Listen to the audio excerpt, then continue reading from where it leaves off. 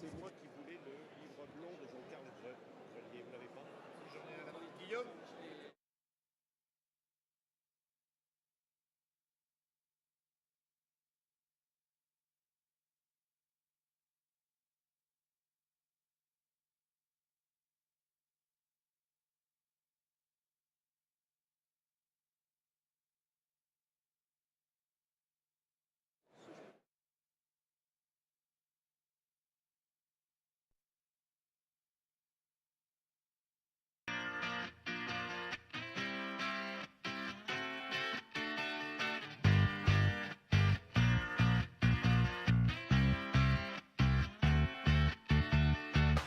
Voilà.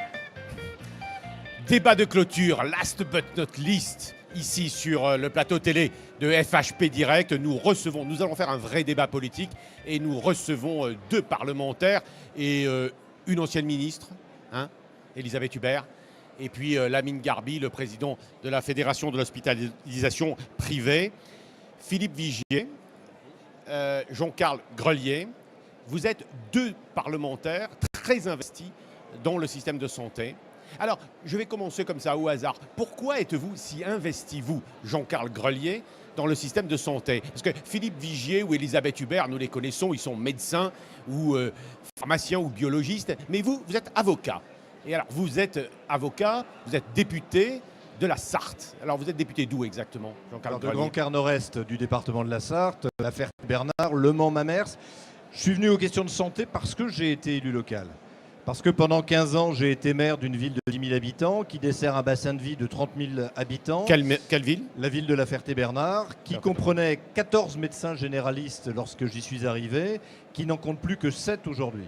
Et au fur et à mesure du départ de ces médecins, comme partout sur le territoire, comme partout pour chacun de mes collègues élus locaux, la population est venue frapper à la porte du maire en disant « Monsieur le maire, la santé est un bien précieux pour vous, pour nous, pour l'ensemble de nos compatriotes. Qu'est-ce qu'on fait? Il n'y a plus de médecins. On est inquiet pour nous, pour nos enfants et nos parents. » Et donc de là, je me suis penché sur ces questions de santé. J'ai essayé de trouver une solution. Voilà, j'ai bricolé, comme à peu près tous mes collègues. On fait au mieux des moyens qui sont les nôtres pour tenter de trouver une solution.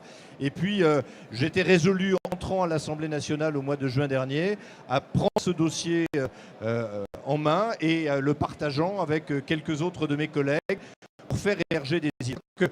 Le constat, on l'a tous fait. On le fait tous au quotidien dans nos territoires. Les solutions, on est tous à peu près d'accord sur les grands... On va y venir. On y viendra sûrement. La seule question qui vaille aujourd'hui, et c'est le sens du travail que fait notamment mon collègue Philippe Vigier, c'est quand. Quand bouge-t-on et quand se décide-t-on à prendre des décisions, non pas de communication, mais des décisions concrètes pour aujourd'hui et pour maintenant. Jean-Carl Grelier, j'ai deux questions pour engager notre débat à vous poser. La première, c'est franchement, ça intéresse vraiment vos électeurs, la santé, c'est-à-dire c'est vraiment une préoccupation, vous la voyez émerger. Est-ce que c'est un vrai sujet politique? Et là, oui. Je peux vous dire que pendant ma campagne électorale au mois de juin dernier, dans cette grande circonscription qui est la mienne, qui compte 113 communes avec des parties urbaines et des parties très rurales, c'est le sujet qui revenait sans cesse en première position dans mes réunions publiques. Les gens préféraient me parler de santé avant de me parler d'emploi ou de sécurité. Et je crois qu'aujourd'hui, l'inquiétude qui règne dans nos territoires, que parfois on ne mesure pas bien depuis le 7e arrondissement de Paris, mais l'inquiétude qui règne dans nos territoires est une inquiétude réelle, à la fois sur le devenir de l'hospitalisation et sur le devenir de la médecine de ville. Et à titre personnel, c'est un sujet que vous saisissez et qui vous intéresse. Franchement, c'est un sujet qui vous paraît, pour un parlementaire, pour un avocat, un sujet important. Je crois vous y trouvez de l'intérêt. Il n'y aura pas de plus belle plaidoirie que celle qu'on pourra faire en faveur d'un système de santé efficace et prégnant pour nos concitoyens. Bon, Philippe Vigier et vous, c'est pas tout à fait pareil, parce que la santé, vous y êtes tombé. Enfin, en tout cas, c'est votre métier. Alors, vous n'étiez pas originaire de votre département dont vous êtes député. Vous êtes l'Eure-et-Loire. Hein. Absolument. Vous venez de Châteaudun. Absolument. D'accord. Alors, Châteaudun, Alors, je disais, vous n'êtes pas venu parce que vous étiez ardéchois. Ah, mais je vois que vous avez Oui, bien regardé. j'ai ma regardé, fiche. j'ai Alors, je vais protesté. tout vous expliquer. Moi, Oui. je suis né à Alors, Valence. À Valence. Mais mes parents habitaient en Ardèche. Il n'y avait pas de maternité à l'époque. Et donc, c'est la raison pour laquelle je suis venu au monde à Valence. Moi, je suis un Auvergnat croisé-Beauceron. Vous voyez ce que ça peut donner? Donc, j'ai grandi à Clermont-Ferrand. J'ai démarré mes études à Clermont-Ferrand. Je ne réponds pas qu'on J'ai pouvait s'en douter. j'ai passé 3 internats, ça nous amènera peut-être à un moment de la discussion. Il y a eu Paris, Besançon et Clermont-Ferrand. Et j'ai Internat continué de mon quoi? cycle de pharmacie. Puis après, j'ai continué par des certificats d'études spéciales. Donc, j'ai fait de 4 à Paris. Et puis, j'ai continué comme assistant. Je me suis occupé d'ailleurs de la Fédération des internes de France, dont j'ai été président il y a très longtemps. Et naturellement, je me suis engagé pour la santé, comme je le fais en tant que député pour d'autres domaines. Parce que c'est mon métier au quotidien et je travaille encore un tout petit peu. Vous voyez, donc nous sommes des parlementaires qui libéral, en libéral dans un labo d'analyse médicale qui est à Châteauneuf. Ma circonscription est un peu analogue à celle de Jean-Carl Grelier. 159 communes, 43% du département de l'Eure-et-Loir. La grande ville, c'est 12 000 habitants. La ville de Châteauneuf, on aurait pu se donner les chiffres. Il y avait 16 médecins, il n'y en a plus que 7. Imaginez le drame. Ma maternité a été fermée hier. Il est loin le temps où Elisabeth Hubert était ministre, aurait été capable de mettre quelques crédits pour les urgences. Bref, nous sommes face à une pénurie. Mais On en parle on en maintenant, parle cette partout, maternité. Non, mais moi, je sais bien, mais j'aurais je signé- vous interroge sur cette Madame, maternité. si vous voulez, moi, ça fait 10 ans. Au-delà, je suis un membre de la commission des finances. Mais pour autant, je ne pouvais pas m'intéresser au sujet qui concerne ma formation et mon engagement au quotidien. J'ai déjà déposé 2 propositions de loi. Une sous Nicolas Sarkozy, j'étais dans la majorité, battu à plat de couture. Une sous François Hollande, j'étais dans l'opposition, battu à plat de couture. Et là, j'ai redéposé un texte. Et puis avec les collègues, on a décidé, et c'est la première fois, de lancer une commission d'enquête parlementaire avec 30 députés de toutes sensibilités politiques confondues. Parce que ce sujet traverse tous les bancs. C'est pas Parce que monsieur le ce député, sujet- je vous coupe. C'est pas parce que rien ce- une commission d'enquête. Mais c'est pas rien, c'est un boulot un peu titanesque. Vous voyez, demain matin, comme je dis, il y Non, aura mais école à 8h30 du matin. Jean-Carl, d'ailleurs, présidera la commission demain matin Mais jusqu'à quand, midi et monsieur le demi. député, quand on fait une commission d'enquête, il y a des accusés, il y a des avocats, mais il y a des accusés aussi. Non, mais on n'est pas là pour accuser. Non, mais Nous, on Il doit faut- faire des choses simples. Il faut que l'on éclaire notre ministre de la Santé et qu'on passe, comme tu l'as très bien dit, Jean-Carl, au moment de décision, au stade de décision. Ce qui se passe dans ce pays, pardonnez-moi, je rappelle le préambule de la Constitution française qui dit c'est l'accès aux soins pour tous. On n'y est plus, mais pas simplement dans la ruralité, dans les grandes villes, dans Paris, dans le 20e arrondissement de Paris que l'on cite. Et puis, il n'y a pas un week-end où il n'y a pas un problème dramatique avec un SMUR, avec un CHU. Tout le monde est affecté. Le système de santé est au bord du chaos total, avec plus de 3,5 milliards d'euros de déficit, avec un burn-out toujours plus prononcé pour l'ensemble des personnels, avec une remise en cause pour l'hospitalisation privée qui est gravissime, avec, et ça c'est encore plus grave, et Samarésolles Touraine a malheureusement un rôle considérable là-dedans, avec le privé et le public qui ne se parlent pas ou si peu. Où est la qualité des soins? Où est le parcours des soins? Où sont les dépenses? Parce que c'est le plus gros budget de la nation. On l'oublie tous, c'est 480 milliards d'euros, bien plus que le budget du pays. Et donc c'est l'exigence. Et je vais vous dire une chose qui me fait chaud au cœur, Elisabeth Hubert donnera son expertise. Moi je sens que, quelles que soient les sensibilités politiques, maintenant on doit agir. On doit agir à très court terme, on fera des propositions audacieuses. On doit agir à moyen terme, on doit agir à long terme. Enfin le dernier mot. Vous êtes dans un pays dans lequel il y a plus de 20 000 médecins, je pèse mes mots, qui exercent dans les hôpitaux et qui n'ont pas les qualifications reconnues pour aller mettre leur plaque en ville. C'est comme ça que ça se passe à Bourges, préfecture d'un département. L'ARS a pris une décision gravissime. C'est de dire que soit on ferme les urgences, soit on fait venir des mercenaires. Voilà où nous en sommes en 2018. Et nous avons combien d'enfants qui vont se faire former en Roumanie, qui payent combien de frais de scolarité et qui sont mauvais en plus quand ils reviennent. Donc il faut faire sauter le système. Votre docteur Elisabeth Hubert, votre diagnostic entre vos 2 voisins parlementaires qui disent ce qu'ils ont à dire, mais enfin qui poussent peut-être un peu le trait, hein, c'est une tribune après tout, nous sommes ici. Vous avez une double expérience de femme politique, vous avez même été ministre de la Santé, mais vous avez également une responsabilité institutionnelle. Vous êtes la présidente de l'AFNEAD, c'est-à-dire cette organisation qui est au centre également des soins. J'ai été un petit peu surpris de constater qu'on parle beaucoup de vous, peut-être à cause de vous, grâce à vous, cela étant en réalité qui représente assez peu la part de l'hospitalisation à domicile dans l'ensemble. Je verse ça à notre débat. La part de l'hospitalisation à domicile dans la part de l'hospitalisation est assez faible. Enfin bref, Quel est, vous, votre diagnostic à la fois de médecin, de responsable d'institution, mais également, évidemment, de femme politique que vous avez été? Voilà, mais que je ne suis plus. Oui. Bon, alors justement, Et donc, ça me donne. vos Je anciens suis entouré, vos je suis anciens entouré de collègues. personnes qui ont une totale liberté de langage et c'est bien. Ils ont à rendre compte à des électeurs et je suis passé par là pendant un certain nombre d'années et je sais combien c'est astreignant et je les admire d'assumer cette mission. Vous ne recommenceriez pas? Je ne recommencerai à aucun prix. Donc précisément, je suis moins pessimiste. Non pas parce que j'aime bien être en contradiction avec les uns et les autres, tout simplement parce que lorsque vous avez évoqué ce que je faisais, il se trouve que j'ai aussi des établissements d'hospitalisation à domicile que je gère et qui sont dans des endroits difficiles. La Lozère, la Haute-Marne, le sud de Lyon, le nord de la Nièvre, des endroits charmants, mais pas obligatoirement d'une très grande simplicité quand il s'agit de faire une offre de santé. Et ce que je constate, c'est qu'on peut y arriver. On a simplement un immense tort. Et le tort, il est collectif. Et c'est vrai qu'il y a une petite dizaine d'années, quand j'ai commis un rapport sur la médecine de proximité, et ça va d'ailleurs tout à fait dans le sens de ce qu'évoque Philippe Vigier, j'avais évoqué à l'époque qu'il y avait des mesures qui étaient des mesures à prendre avec des effets qui se donneraient à long terme, d'autres à moyen terme et d'autres à court terme. C'était il y a bientôt 10 ans. Les 2 points à long terme et donc qui pourrait donner des effets maintenant sur lesquels j'avais insisté, c'était la formation des médecins et c'était l'investissement que nous devions avoir dans tous les systèmes de télésanté. Ni l'un ni l'autre n'ont été à l'époque faits. Un certain nombre de mesures sont en train d'être prises, mais des années après. Et cela a quoi comme incidence? Et je pense que c'est cela dont il faut avoir conscience, et c'est peut-être pour ça que je suis moins pessimiste. C'est que nous avons dans ce pays eu le tort de ne pas prendre en compte les formidables progrès qui avaient été ceux des thérapeutiques et ceux des techniques. Et que nous avons été, à l'inverse d'un certain nombre d'autres pays, incapables de modifier notre organisation.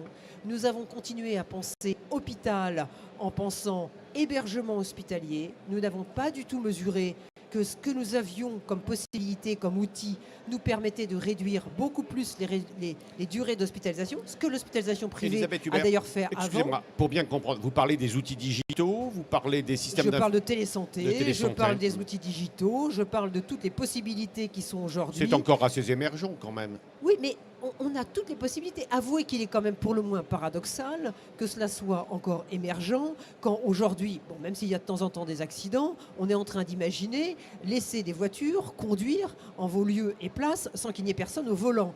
Quand on est en train aujourd'hui de se dire qu'on peut faire des interventions alors que le chirurgien est de l'autre côté de l'Atlantique et que le malade sera... Vous ne voulez pas lui, qu'on de ce supprime côté-là. tous les ambulanciers? Non, mais ce que je veux dire, c'est que nous n'avons pas, et je pense que c'est important parce que nous devons au moins ne pas reproduire les mêmes erreurs, c'est-à-dire que ces innovations organisationnelles, et vous avez eu la gentillesse de rappeler que je faisais de l'hospitalisation à domicile, je me place dans ces innovations organisationnelles. Nous avons effectivement toutes les possibilités aujourd'hui, nous avons les outils, et là je rejoins tout à fait Jean-Carl et Philippe quand ils disent so what? Maintenant, on arrête. 1 an, les groupes de travail, les rapports, les commissions, etc. Nous y allons. Il faut agir. Nous avons les outils. Nous avons, et je pense, et c'est ce que je disais il y a quelques instants, et je pense, je ne veux pas préjuger de ce que va dire Lamine, mais je le soupçonne, c'est que je pense que nous avons un avantage par rapport à ce qu'il y avait il y a quelques années, c'est que les oppositions, les fossés béants qui existaient entre le public et le privé, le sanitaire et le médico-social, l'ambulatoire et l'hospitalisation, je ne les ressens plus avec la même acuité. Nous faisons, non seulement sur les bancs politiques, mais nous faisons tous la même analyse et nous avons envie effectivement que cela bouge. Et c'est pour ça que je dis que maintenant, il faut cesser de tergiverser.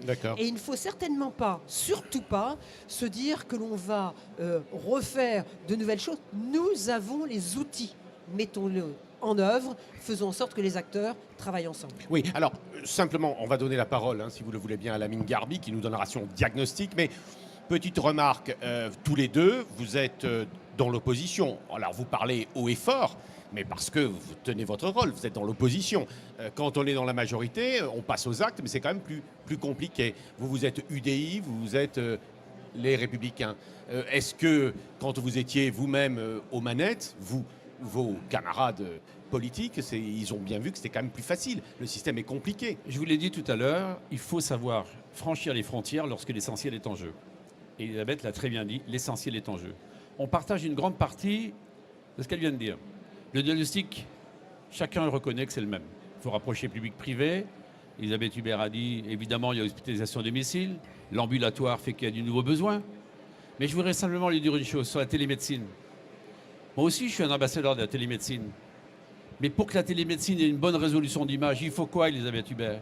Il faut 1 giga, parce que je vais vous parler concret. On ne va pas se raconter des histoires. Ce n'est pas avec le plan gouvernemental à 30 mégaoctets que vous allez mettre une bonne résolution d'image. Ma fille est radiologue. Elle m'expliquait encore dimanche à Clermont-Ferrand que ce n'est pas comme ça qu'on allait être capable de lire des belles images. Deuxièmement, où est la nomenclature des actes de télémédecine? Elle n'existe pas. Où est-ce qu'on met les cabines de télémédecine? Enfin, ça avance, dans les mairies, ça avance, monsieur le député, non, ça avance. ça n'avance pas. Nous sommes en train d'auditionner. On va faire un travail très structuré, très organisé. Enfin, sur le plan de la télémédecine. Je crois... Non, mais attendez. Il faut d'abord, quels sont les actes qui peuvent relever de la télémédecine? Quels sont ceux qui n'en relèvent pas? Quels sont ceux qui pourront être, comme ça vient d'être dit à l'instant, par exemple, moi j'ai des images de télémédecine à Châteaudun et à Vendôme qui partent en interprétation à Bordeaux la nuit. Combien est payé le praticien au bout de la ligne, à votre avis? Oui, enfin, c'est en Non, mais cours attendez, de 12,52 €. Est-ce que à 12,52 €, 12,53, vous allez monsieur vous le député, lever, 12,53. vous allez vous lever la nuit pour aller lire l'image? Ça Non, je ne n'existe. suis pas le porte-parole Attendez. de M. Revel, mais Simplement, ce que je veux ça dire. avance, non? Il Ça faut- avance. La télémédecine est un pas. D'abord, la télémédecine, c'est quoi? C'est l'avenir du numérique. Le numérique, c'est comme l'arrivée de l'eau, c'est comme l'arrivée de l'électricité, c'est une révolution complète pour tous les métiers et en particulier une chance formidable pour la médecine. Il faut l'organiser, le structurer, mettre les vrais professionnels. On a vu le professeur Simon qui s'occupe de tout cela.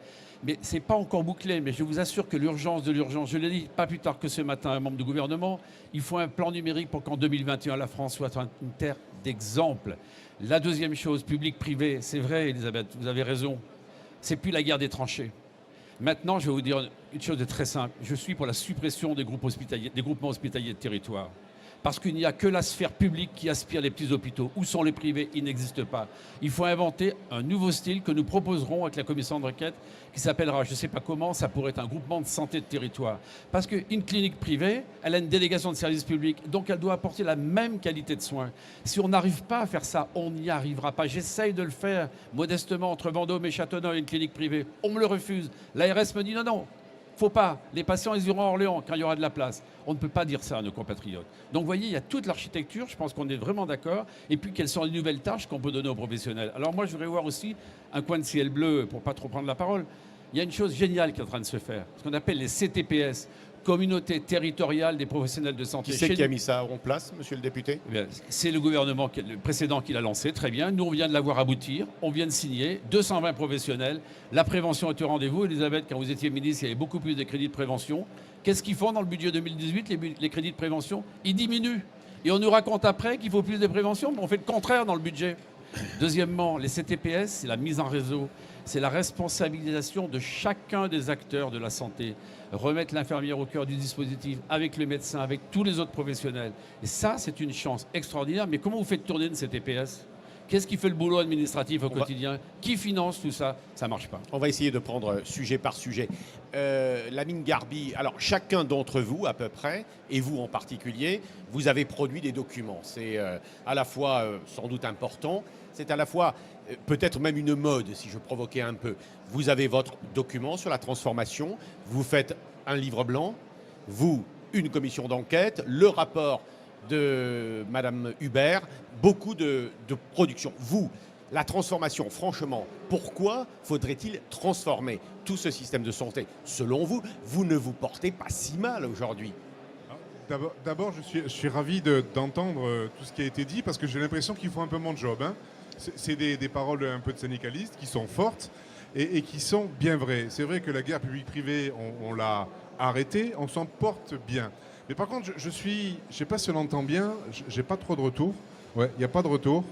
Si on peut faire un peu de retour, merci. Par contre, je suis surpris de constater qu'aujourd'hui, on s'aperçoit que faire de la médecine sans médecin, c'est compliqué. Ben oui, vous l'avez dit, on recale nos gamins à 15 de moyenne en première année de médecine. Ils sont 3000, il y en a 200 qui passent. Il y a un film qui sort à la rentrée qui est magnifique, qui est magnifique, sur la détresse des étudiants en première année de médecine. Je pense que là aussi, il y a un vrai problème. Il y a un problème sur ces médecins mercenaires. Vous l'avez dit, monsieur le député, je suis ravi. Vous avez vu qu'ils ont monté une association et qu'ils sont en train de boycotter les gardes. C'est insupportable. Insupportable. La indigne. ministre en a parlé hier. Elle a dit qu'il ne fallait pas céder au chantage. C'est très bien. Maintenant, il faut se rendre compte d'une chose. C'est que, en tant que syndicaliste, en tant qu'également directeur d'établissement, président de groupe, tout va pas si mal. Sinon, on ne ferait pas notre métier correctement. Elisabeth l'a dit. On est sur des territoires reculés et isolés. La permanence des soins, on la connaît. Mais c'est vrai qu'il faut faire évoluer le système. Mais d'un autre côté, on ne peut pas demander aux médecins d'être là du lundi au vendredi, de recevoir des caillasses quand ils sortent le soir en garde et en astreinte. Il y a 1000 agressions de médecins chaque année. Et leur dire, vous allez continuer à faire la permanence. C'est fini. De penser que les médecins vont revenir dans le tour de garde comme il y a 20 ans, c'est terminé. C'est terminé, ils n'iront plus. Alors, quelle solution? On a fait des propositions, dont une, qui est de créer des centres de premier recours. C'est-à-dire mettre ensemble des médecins volontaires, des paramédicaux, de l'imagerie. Parce qu'aujourd'hui, l'imagerie, il faut un radiologue, c'est sûr. Mais attention, la machine a remplacé les bras il y a 100 ans. Aujourd'hui, l'intelligence artificielle va remplacer nos cerveaux. Une analyse de scanner, un œil humain, si vous voulez, peut revoir une centaine de couleurs, une dizaine de couleurs de gris différents. La machine, c'est plus de 100. Un scanner est interprété pour 2 $ dans les Philippines. Aujourd'hui, c'est ça que 2 vous $. souhaitez? Non, mais il faut qu'on fasse attention, il faut qu'on se structure.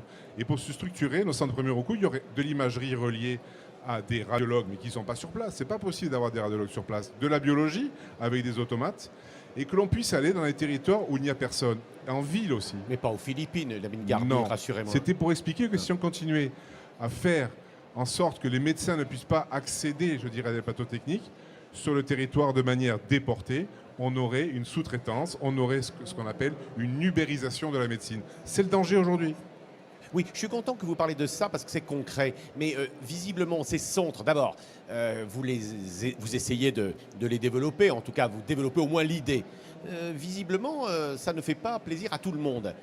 Il y a encore quelques corporatismes, quelques inquiétudes. Parce que même chez les parlementaires. Parce que c'est vrai que lorsque le privé à but lucratif que je représente et dont je suis fier, parce qu'on est au service du public, on est service public. Lorsque le privé à but lucratif s'intéresse aux missions de service public, on se dit tiens, c'est bizarre, qu'est-ce qui se passe? Il y a 15 ans, on s'est intéressé aux urgences. Tout le monde me disait mais qu'est-ce que tu fous dans les urgences? Tu vas avoir les plus grandes peines du monde à organiser tes plateaux techniques, tu vas être désorganisé. Et j'expliquais non, ceux qui rendent un service et prendre en charge des patients en urgence, c'est un des premiers services quand on est établissement. Un des premiers. Il y en a tellement d'autres. Enfin, vous n'avez pas non plus des établissements partout, parce que vous avez parlé de Lozère. Je ne sais pas si vous avez des cliniques en Lozère, probablement, mais enfin, il n'y a pas des cliniques partout en Lozère. C'est un département que je connais bien.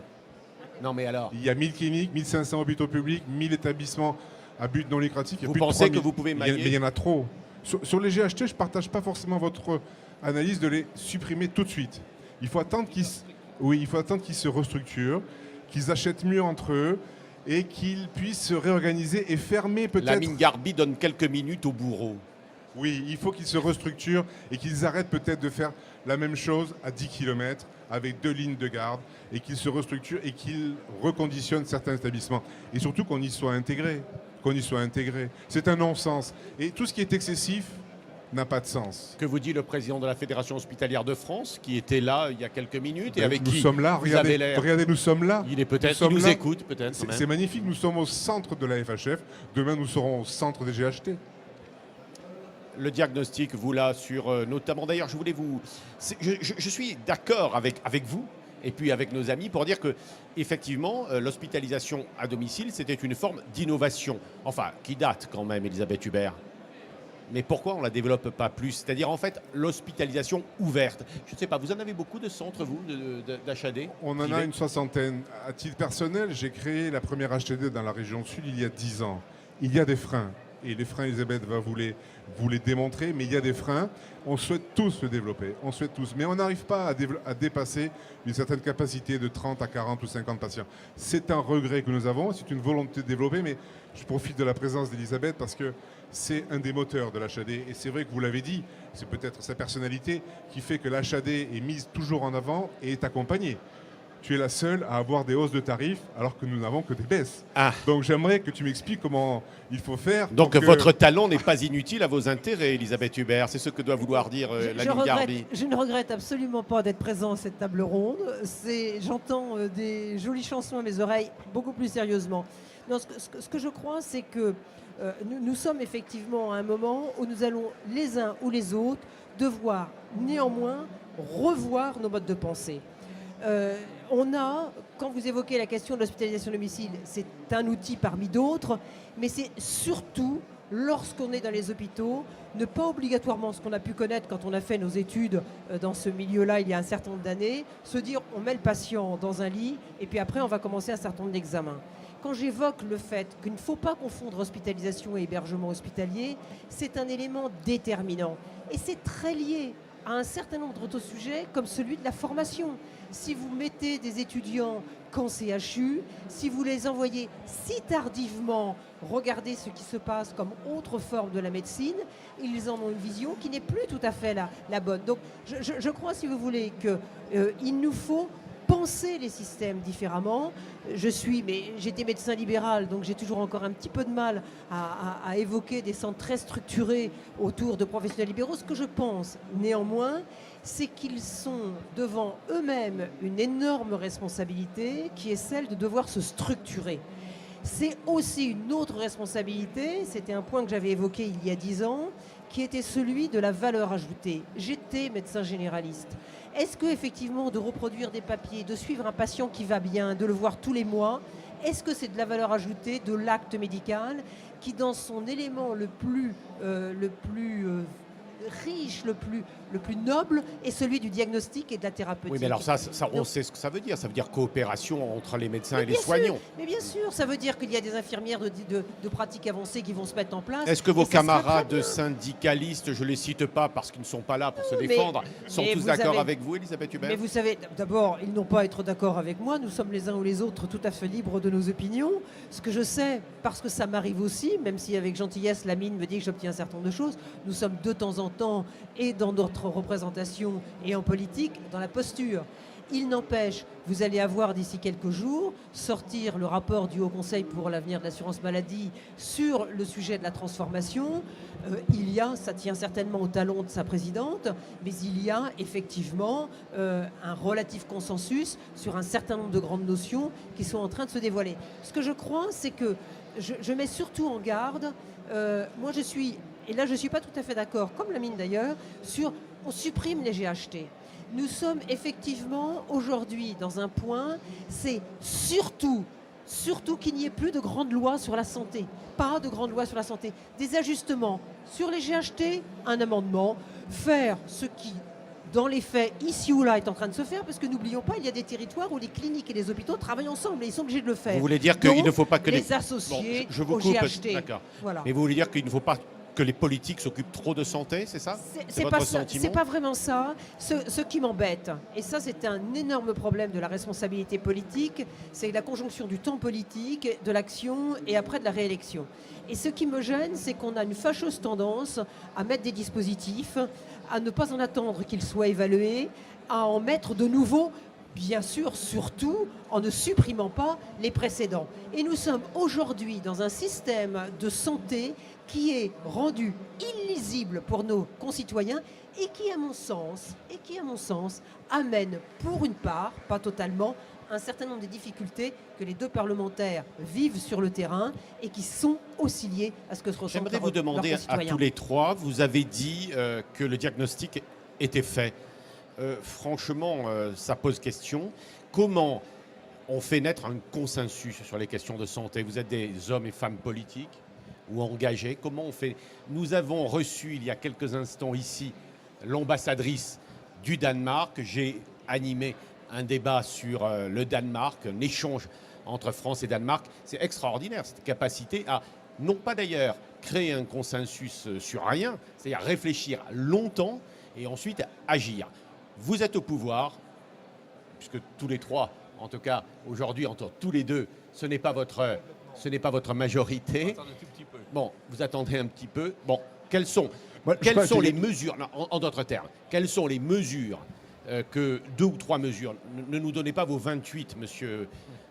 Si, j'ai bien ne nous l'intention de donnez vous pas les vos donner 28. de manière 2 totalement ou exhaustive. 3 mesures phares, essentielles, importantes, monsieur Grelier, pour ce document, qui sont comprises dans ce document, l'avenir de la santé. Et vous, votre commission d'enquête? Premier élément, si vous m'y autorisez, je crois que, et ça ressort de ce qui a été dit à la fois 2 par ou 3. Lamine Garbi, par Elisabeth Morin et aussi par mon collègue Philippe Vigier, on est effectivement au pied du mur. Et c'est peut-être parce qu'on est au pied du mur que tout peut bouger.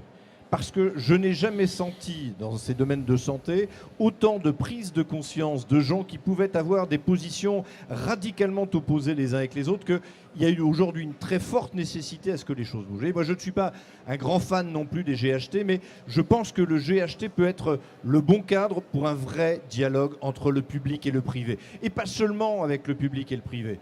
Il faut aussi inclure dans les GHT l'ensemble des professionnels de santé, ceux qui sont sur le terrain et qui sont les prescripteurs de l'hospitalisation, qu'elle soit publique ou qu'elle soit privée.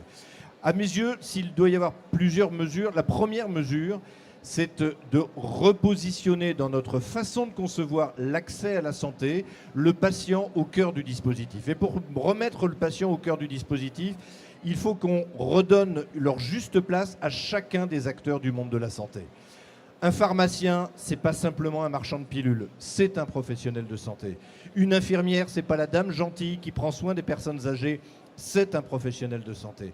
Un kiné, c'est pas quelqu'un qui vous met 2 heures sur un vélo et qui part faire autre chose, c'est un professionnel de santé. Et il faut que ces gens-là, en premier rang, en premier recours, sous le contrôle, dans la collaboration, dans le dialogue horizontal et transversal avec les médecins, soient en capacité à prendre en charge les patients. Moi, je vais plus loin que les CPST, je propose le village de la santé. Le village de la santé qui doit être un réseau. Et croyez-moi, dans les territoires ruraux qui sont les nôtres, le mot village, il pèse encore quelque chose aujourd'hui. Et ce village de la santé permettrait aussi l'implication des collectivités locales. Je suis inquiet de voir les collectivités locales investir des millions d'euros dans des MST. La ministre propose d'en multiplier par 2 le nombre sur le territoire. Dans la plupart des cas, elles n'ont pas permis d'attirer de nouveaux professionnels. MST ou MSP? Les MSP, pardon. Merci, monsieur le député. Et la deuxième mesure, si vous m'y autorisez, reprenons, c'est une mesure à moyen terme, mais reprenons de pied en cap le cursus des études médicales. Monsieur Grelier, Jean-Carl Grelier, votre proposition numéro 6, vous l'avez en mémoire? Pas dans l'ordre, mais si Alors, vous allez me la rémunérer rappeler. le temps de prévention des médecins généralistes, comment vous faites en pratique? Vous avez aujourd'hui 2 outils pour cela. Vous avez un dans la convention qui a été signée en 2017. Vous avez la consultation complexe. On peut considérer que la prévention s'assimile à une consultation complexe et donner au médecin le temps de le faire. C'est le médecin généraliste est celui qui connaît le mieux son patient. Quand vous avez envie d'arrêter de fumer, si le médecin généraliste a 25 personnes dans sa salle d'attente, il va vous parler 5 minutes du patch éventuellement ou du traitement nicotinique, et puis ça va s'arrêter là.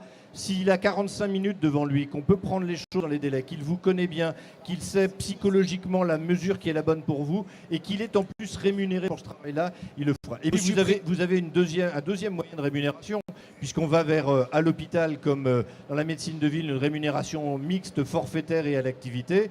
Vous avez la ROSP. Si la prévention rentre pas dans la mission de service public d'un médecin, je ne vois pas très bien ce qui peut rentrer Vous dedans. supprimez le CN. Il faut supprimer Vous l'avez dit. Oui, il faut Ouais. supprimer le CN parce que classer des étudiants, c'est sans doute Bon, pas idiot. ça- Dans tous les cursus d'études, on le fait. Par contre, hiérarchiser les spécialités... Pourquoi votre majorité ne l'a pas fait? Ah, Maintenant, c'est un Vous savez, consensus. je veux dire... D'abord, j'étais pas parlementaire, c'est sans doute pour ça qu'il manquait de bonnes idées, mais il y a eu tellement de gens brillants avant moi, dont Elisabeth Hubert. Mais si on devait porter aujourd'hui le poids et la responsabilité de ce qui ne s'est pas C'est fait pas sur les 20 Elisabeth Hubert dernières qui a années, créé, si. on n'irait pas jusqu'au bout. Donc, supprimons Bon. le CN. Moi, Alors, je sors... alors, ok, d'accord. Ça vous va comme non, ça? mais le temps passe. Numerus clausus, vous êtes pour ou contre? Vous le supprimez? Je suis intimement persuadé qu'aujourd'hui, le problème des médecins n'est pas le nombre de médecins que l'on diplôme, mais la répartition à l'intérieur des spécialités médicales. Et vous le supprimez ou pas? Je l'ouvre, je l'agrandis. C'est-à-dire qu'en fait, on ne peut pas rester avec le nombre de médecins. Je vais revenir là-dessus.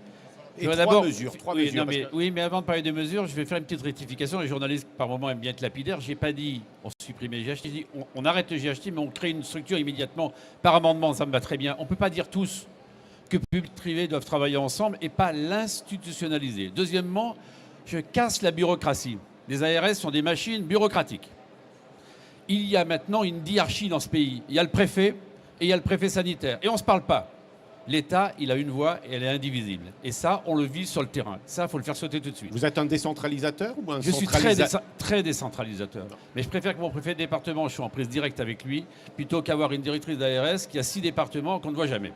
La Les troisième préfets chose, de département, monsieur, il n'y en a plus ou quasiment plus. pas du tout, ils font leur boulot au quotidien. Enfin, vous ils pouvez font les la police, ils vous font la pouvez les sécurité, pas- ils ne font pas la santé. monsieur. Absolument pas. Venez une journée avec moi, vous verrez à quoi sert un préfet. On a démarré ce matin à 7h30 avec la préfète. Je pense que ce Donc soir... on rétablit les DAS Deux- et on rétablit... Non, non, on ne rétablit pas. C'est pas un problème de Bah, si rétablir. on- si on non, supprime non, les vous, ARS. vous laissez la direction ARS, vous l'intégrez dans les 4 directions qu'ont les préfectures. Non, mais faites-moi confiance, ça marche.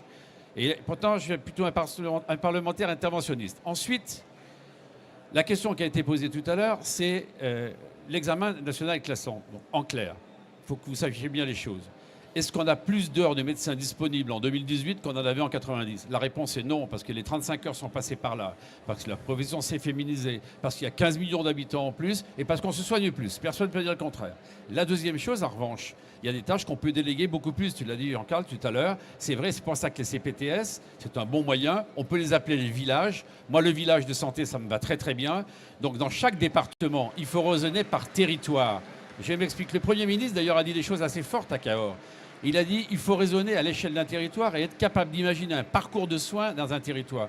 Moi, je suis biologiste. C'est la seule profession de santé qui soit accréditée. Donc, je souhaite que la prise en charge des patients soit la plus... Non, mais avec une accréditation extérieure qu'OFRAC. Et je vous assure, si vous n'avez pas les bons éléments, d'ailleurs, le responsable, il n'est pas loin d'ici, c'est un de nous, Michel Ballereau, qui était à l'époque au cabinet de la ministre Roselyne Bachelot. Ça a été dur pour nous, mais on s'y est mis. Et maintenant, je suis désolé, on est dans la qualité. Donc, il faut aussi que ce parcours de soins, c'est qu'est-ce qu'on fait sur un territoire, qu'est-ce qu'on ne peut pas faire, comment on prend en charge les gens, et après, comment on leur apporte la meilleure réponse. Enfin, la troisième chose, des mesures immédiates. Il y en a. Ça a été dit tout à l'heure, il faut sortir les internes des CHU. Nous avons le président de la conférence des doyens qui est venu nous voir. Enfin, ils vont sortir des CHU. Et il faut les mettre carrément 12 mois, 18 mois auprès d'un médecin généraliste qui accepte de les former dans une maison de santé, dans un centre hospitalier, un petit centre hospitalier, parce que là, ils vivront l'expérience de terrain. Ils prendront racine, comme on dit, dans un territoire qu'ils apprendront à aimer. Monsieur le député, pour qu'il y ait débat, vous les incitez, vous les forcez? Je crois Parce que encore... Non, mais je vais vous dire... En lisant... Oui, j'avais Hein écrit... Oui. Attendez, j'avais écrit qu'à un moment, il y avait 2 solutions. Soit On force les étudiants pendant Soit 3 on ans. demande aux étudiants, écoutez, c'est pas complètement normal, quand on regarde les papiers, de passer 3 années dans la région dans laquelle ils avaient été formés. Les étudiants sont vent debout là-dessus, les syndicats d'internes sont vent debout. Donc on trouvera une autre solution, mais je rappelle quand même qu'un examen national classant, ils ne savent pas où ils seront nommés internes. Ils ne savent pas où ils seront nommés internes. Ils sont à Paris. Ils peuvent se retrouver classés à Nice ou classés à Clermont-Ferrand. Ou quelqu'un qui veut être radiologue, il n'a pas le bon niveau de classement. Mais qu'est-ce qu'il fait? Il n'est pas radiologue. C'est pas une frustration, ça? Et ça, il faut que vous le reconnaissiez tous. Deuxièmement, quand vous faites Polytechnique, qu'est-ce qui se passe? Pendant 10 ans, vous ne servez pas l'État. Quand vous faites l'ENA, vous ne servez pas l'État. Donc, pour écouter les syndicats d'internes, pour écouter la profession, moi, je suis prêt à trouver des Ce qui solutions est sympa, alternatives. c'est qu'on va faire le buzz, vous allez voir. Mais Avec Philippe Vigier, non, mais non, partout, on va faire le buzz. je leur ai C'est dit, super. pour les écouter, on est prêt à essayer de trouver de nouvelles solutions. Il y a une solution qui existe, c'est le contrat d'engagement de service public. C'est insuffisant à l'heure actuelle. Je trouve que c'est bien parce que ça leur permet d'ailleurs d'éviter l'examen national classant et ça leur permet d'être payés pendant leurs études parce qu'il faudrait aussi qu'on parle un peu argent. Est-ce que vous croyez que 12 ans d'études, 13 ans d'études et rentrer dans un service comme adjoint échelle des services pour 4 000 € par mois, c'est satisfaisant? Je ne le pense pas. Enfin, un dernier mot sur la formation. Elisabeth Hubert s'en souvient. Un généraliste, il était formé en 7 ans dans ce pays. Maintenant, c'est 10. Et les syndicats d'internes nous demandent une 11e année. Toujours se former depuis longtemps. Eh bien non, il ne faut pas faire ça. Il faut arrêter de prolonger cette formation. Il faut faire de la formation continue tout au long de la vie, qui me paraît beaucoup plus pertinente. Peut-être les inciter aussi à aller à l'étranger. Hein. Il y a quand même des possibilités d'aller en Europe. Oui, enfin, non, ça, et puis, ça. il y a une dernière chose, parce que je l'avais obtenu de Marisol Touraine, mais de vous façon plaît pas. embryonnaire. Vous savez que pour s'installer, il faut être docteur en médecine, il faut être thésé. Tant que vous n'avez pas ce titre de docteur en médecine, vous ne pouvez pas poser votre plaque.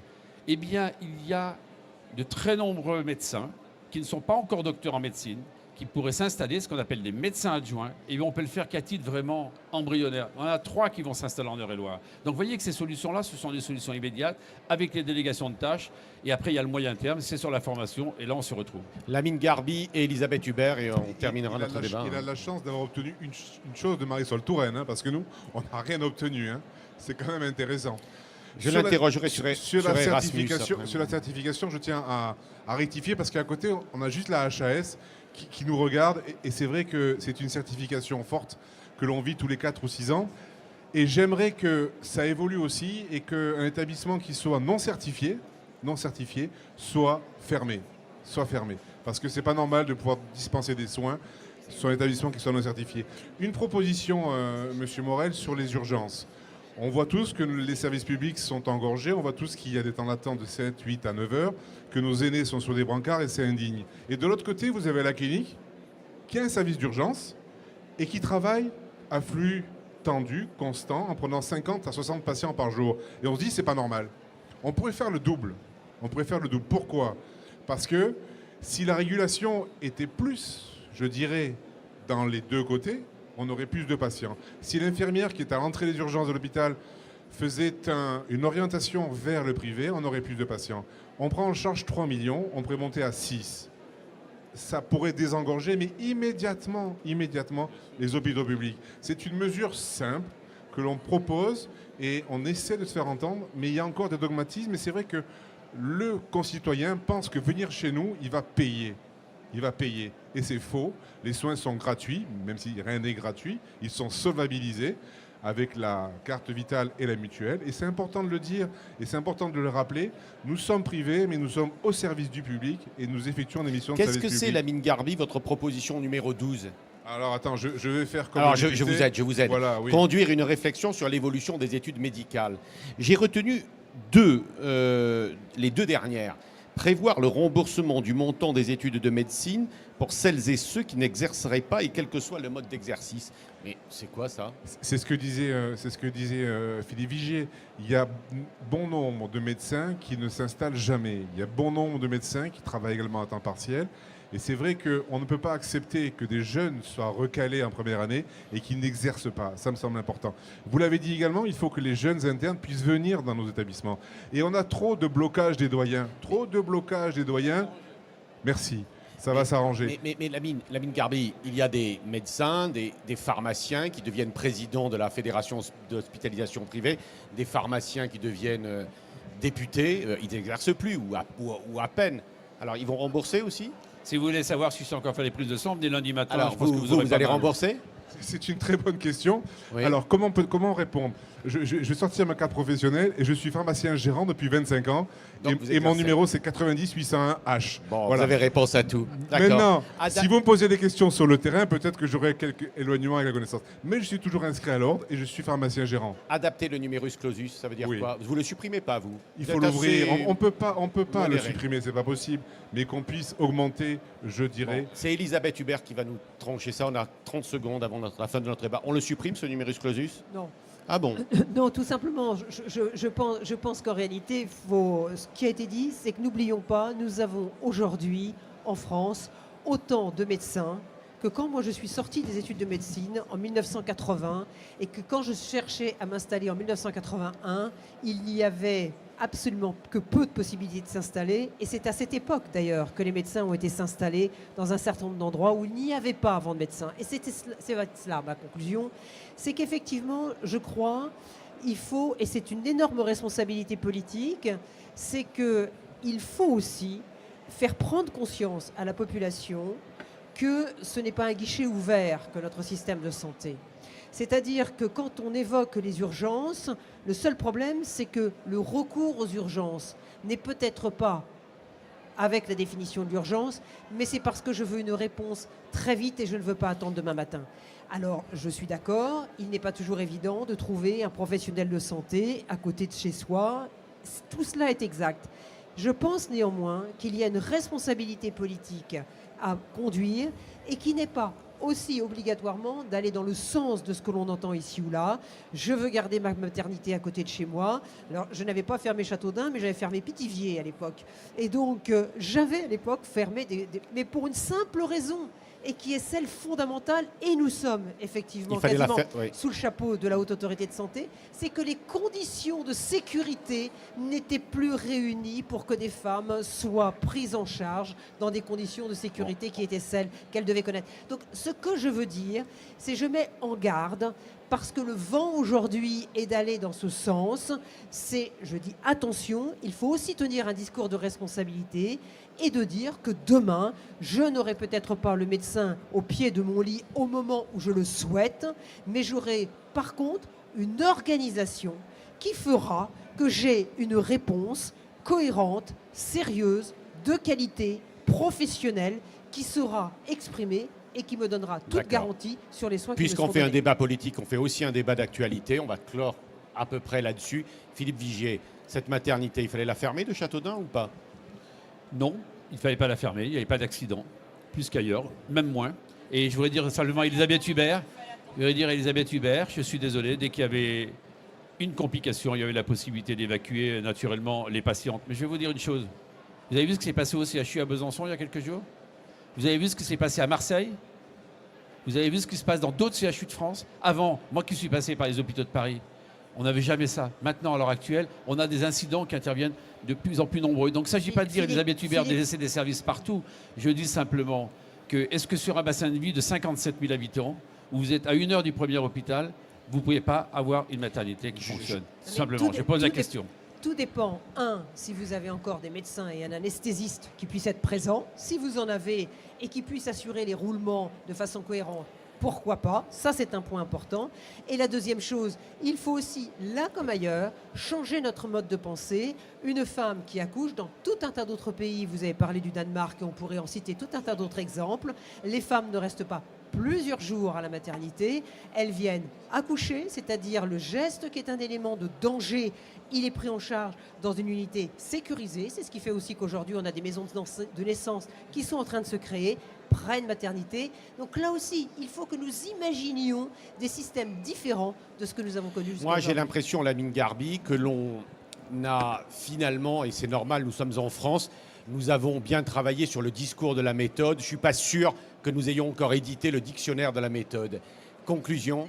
Juste que l'on fasse confiance aux acteurs de terrain. D'accord. Le métier, on le connaît, le job, on sait le faire. Qu'on libère le carcan administratif, que l'ARS ne soit plus le régulateur et l'ordonnateur, et que l'on puisse avoir un peu d'autonomie. Ça me semble important.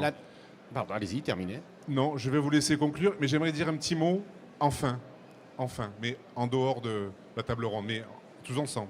Donc je vous laisse conclure. Oui, eh bien tout simplement pour vous dire merci d'avoir accueilli ce plateau télé. Et puis il faut remercier vos équipes, notamment. C'est ce que je vais faire. On les cite. Cite, Benjamin allez, Benjamin ils sont là. Azogui, Benjamin, Béatrice Noëlec, voilà. Valérie Gobert, Valérie, Marion Servol, oui. Françoise Millet pour Hortus et toute l'équipe technique. Avec Bravo, tous les merci. jeunes là qui ont Et bien sûr, bien Michel travaillé Michel pendant- Ballereau. Voilà. Évidemment. Mais Et- Michel Ballereau va venir ici, Voilà, après il bien va nous Michel, remplacer à la tribune. Et Frédéric Jaillant Et Frédéric également. Jaillant. Bien Frédéric. Venez l'équipe. Voilà, Comme ça, on fait une belle photo. Venez. toute l'équipe Béatrice, du plateau. Valérie, venez. Allez, Voilà. Ça, on fait une belle photo tous ensemble. Et- simplement l'équipe technique ne quitte pas les Non. appareils photo, parce que sinon on n'aura pas de photo. Voilà, venez, mais voilà, on se. Françoise, venez Voilà, aussi. ça marche. Qui peut nous faire une photo? Voilà. Attends. Oui, il y a un photographe. Voilà, Monsieur Noguès, merci pour votre participation à cette table ronde, à la Michel qui va nous prendre en photo. Et Pascal, j'aimerais vous remercier pour ces 2 journées, parce que c'était une nouveauté au sein de la fédération d'avoir un plateau télé. Et ça s'est remarquablement bien passé. Je suis ravi de vous avoir eu pendant ces 2 journées. Et je vous dis à très vite. À très vite. Merci aussi Philippe Leduc notamment. Bien sûr, Et Philippe. toute l'équipe